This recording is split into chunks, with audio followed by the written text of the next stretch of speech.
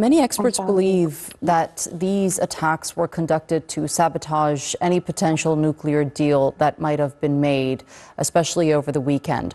Would you agree with that assessment? I think that's one of the goals, certainly. Well, it's no secret that the Israeli Prime Minister Benjamin Netanyahu has been calling and pushing for a war with Iran, a U.S. war with Iran, for the past 2 decades. He's been saying this since the U.S. invasion of Iraq and trying to push various U.S. administrations, Democratic and Republican, to attack Iran and essentially go to war with Iran instead of negotiations. And diplomacy with Iran and potential deals are actually the exact opposite route of that. So he had tried to sabotage diplomacy during the Obama negotiations, and he has been trying to sabotage diplomacy right now. So this is certainly that. It's also his sort of window of opportunity that he saw for attacking Iran while the perception is that Iran is weak, and to also essentially bait the Iranians to retaliate against this attack and potentially escalate it and get involved into that war that he's been pushing for the past 2 decades. And I think the White House statement, in a way, implies sort of this view that this is something that the Israeli government has been doing, trying to pull the U.S. into an open war with Iran. Israel has been hitting significant military and nuclear facilities. How do you think Iran is going to respond moving forward, especially with very important names being killed over the last couple of hours?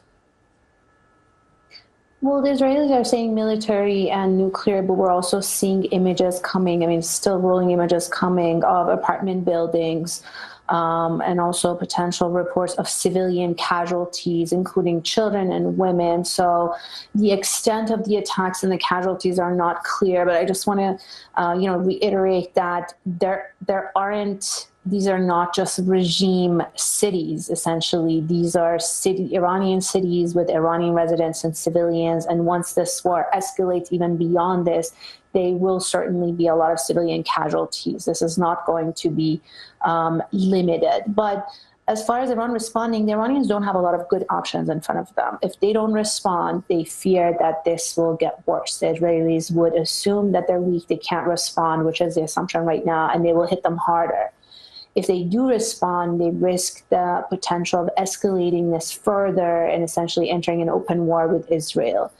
At the same time, also, the U.S. has said that they had no part in this, and they warned the Iranians to not target U.S. interests or service members. I think that would be a big mistake for the Iranians to go directly for the U.S. because that could potentially change U.S. public opinion and also push the U.S. into getting involved. It sounds like right now, at least in the face of it, the U.S. is not involved. So I think what the Iranians will do is to retaliate, target possibly similar targets in Israel. I don't know how much capacity they still have left. They need to recollect. Some commanders have been targeted in these attacks. So I think we have to wait and see for the casualties and the reports to come and then assess a potential Iranian retaliation, and then also Iran's decision as far as the nuclear negotiations, because the next round is scheduled for the Sunday, and I'd like to see if that's something the Iranians would want to go ahead with or potentially postpone. Right, we are getting an update on these assassination reports. An Iranian news agency has denied the assassination of the Chief of Staff, Mohammad Bagheri, saying that he is in the war operations room and he is unharmed. And that just came into us momentarily. Looking at where the U.S. stands in all of this, Marco Rubio has made it very clear that, they have no play in these recent attacks. There have been reports that the U.S. has warned against Israel conducting attacks similar to this one. Does this make the alleged rift between Trump and Netanyahu more evident?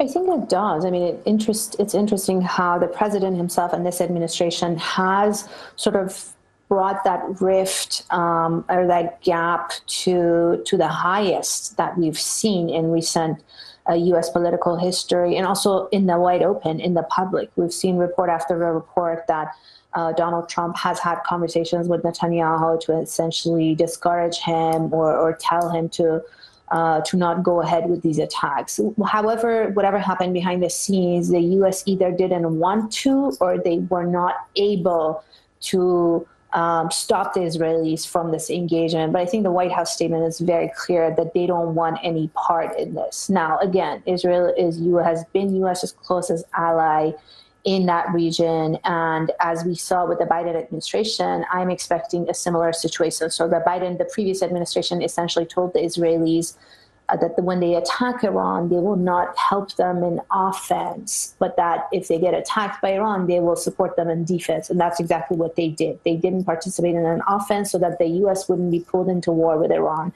but they did support the Israelis in defense. And I think that is essentially a similar situation most likely to happen here. At the end of the day, the U.S. has been funding and arming Israel in the past 2 years in its ongoing war in Gaza.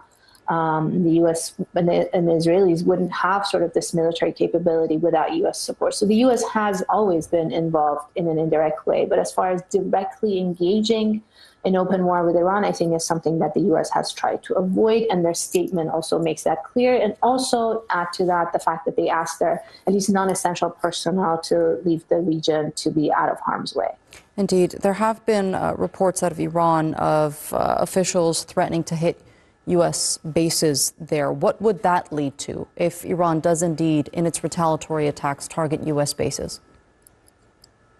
Well, I think that would be a mistake because that would essentially bring Iran into open conflict with the U.S. Currently, poll after poll has shown that there is no interest in the American public for a war with Iran. The majority of Americans have shown, every opinion poll has shown that they have no interest in targeting Iran and engaging in a military attack with Iran and potentially another endless devastating war in the Middle East, which is going to probably look worse than Iraq and Afghanistan.